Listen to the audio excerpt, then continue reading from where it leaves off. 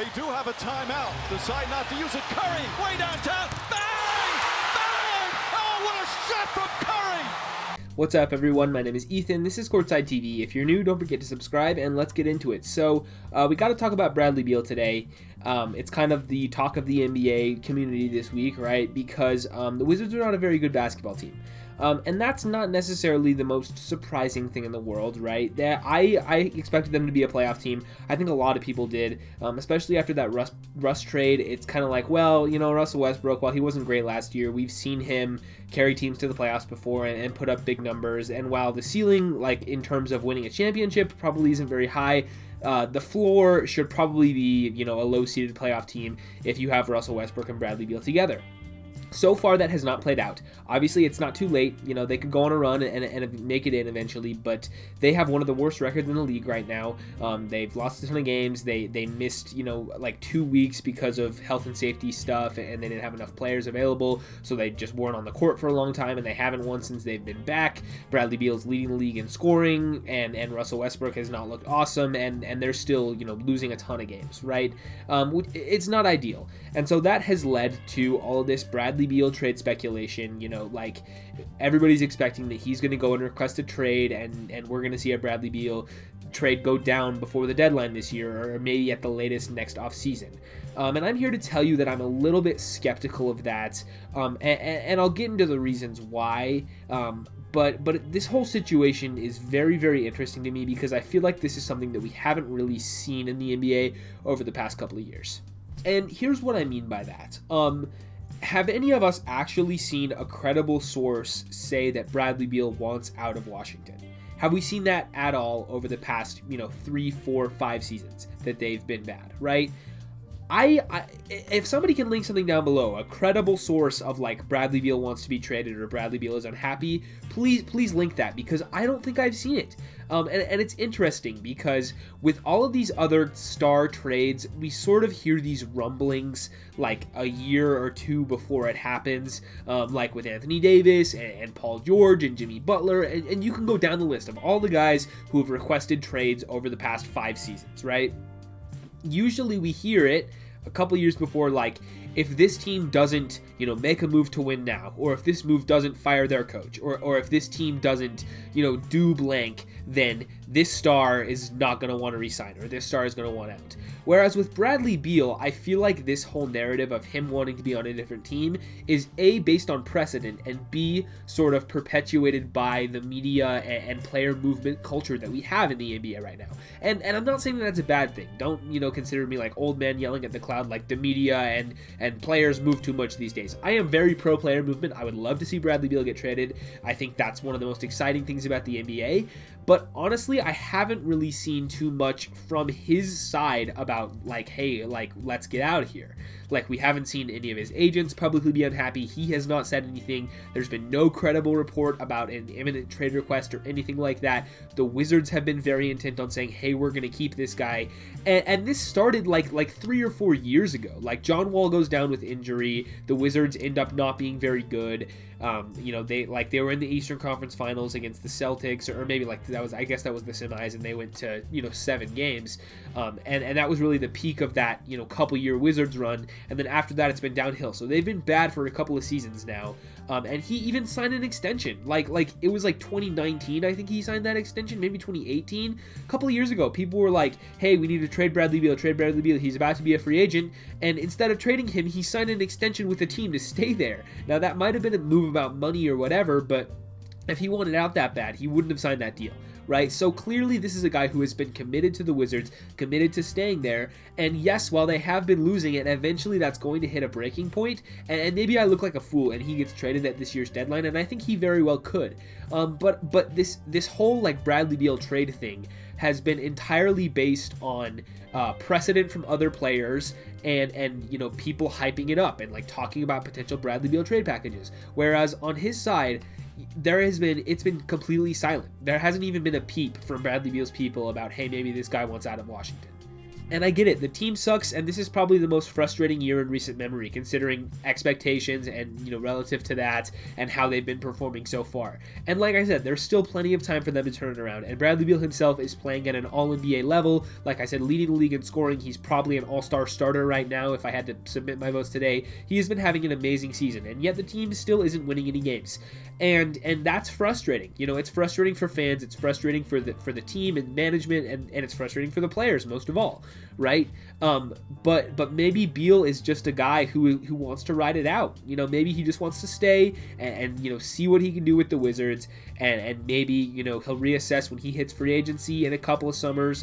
Not this year, but I think the following summer he hits free agency. So maybe then there's time to reassess. But I'm just not entirely convinced that a trade request is going to be coming from Bradley Beal this year. It very well could, but I'm just not sold on it. And I feel like this whole narrative has really been pushed by people who are not Bradley Beal.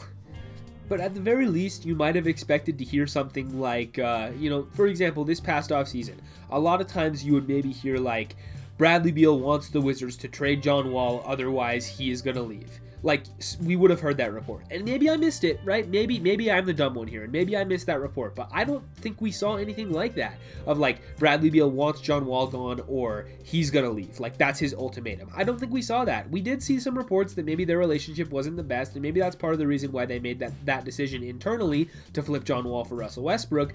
But we didn't really hear, like, a public ultimatum from Bradley Beal saying, like, if you don't do this and try to be competitive this year, I'm out. Like, Anthony Davis did stuff like that, Paul George did stuff like that, Jimmy Butler did stuff like that. Like, all of these players that have been traded and had public trade demands in the last 5 years have all, like, leaked things out through their media or through their agents or whoever, like, do a hush-hush wink-wink, like, hey, report this, so that it puts public pressure on the team to make some win now moves. Like, all these stars do this, and Beal, there just hasn't been that, and it's just very interesting to me how everyone's like, we need to get Bradley Beal out of Washington, and I agree. I don't think he can win there. I would love to see him playing winning basketball, but it might just be a little too forced upon him by everybody else, and not himself.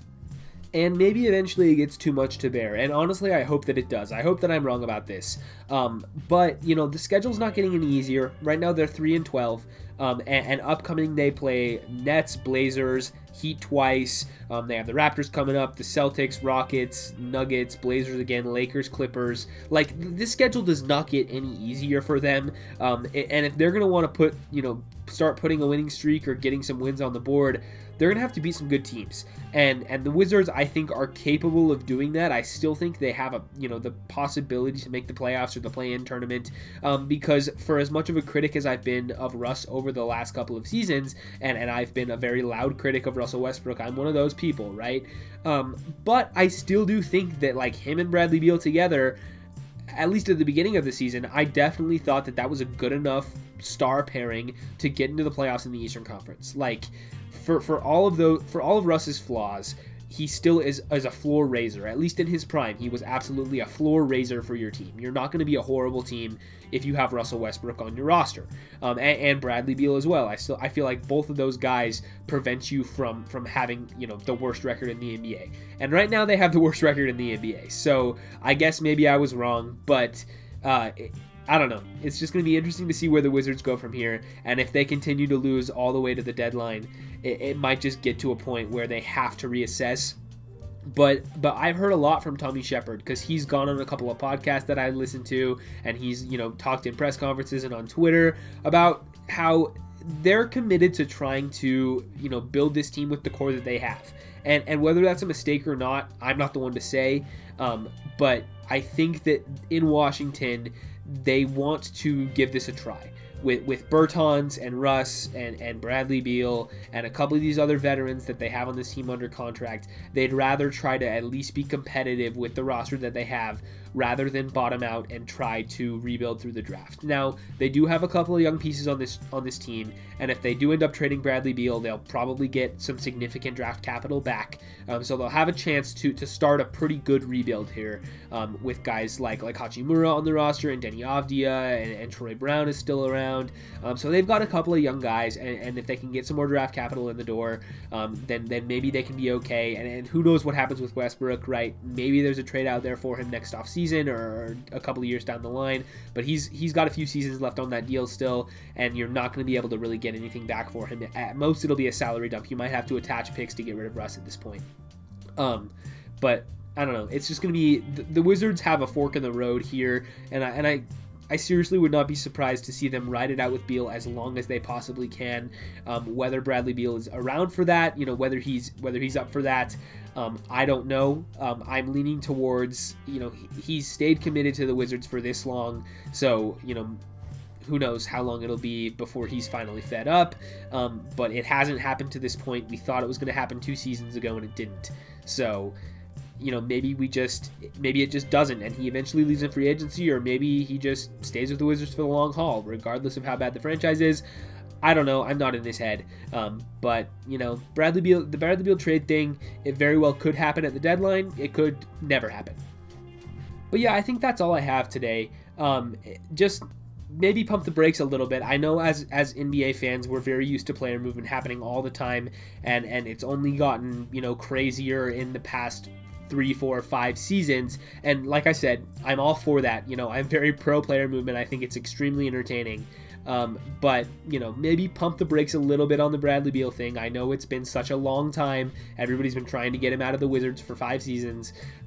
But just kind of let's be a little realistic and let things play out as they happen. But yeah, like I said at the top of the video, if you're new, don't forget to subscribe, leave a like, ring the bell if you want to, leave a comment letting me know what you think about Bradley Beal. Is he going to get traded this year? Is he not? What kind of package could the Wizards get back for him? All that stuff. But yeah, with that said, I'll see you guys in the next one.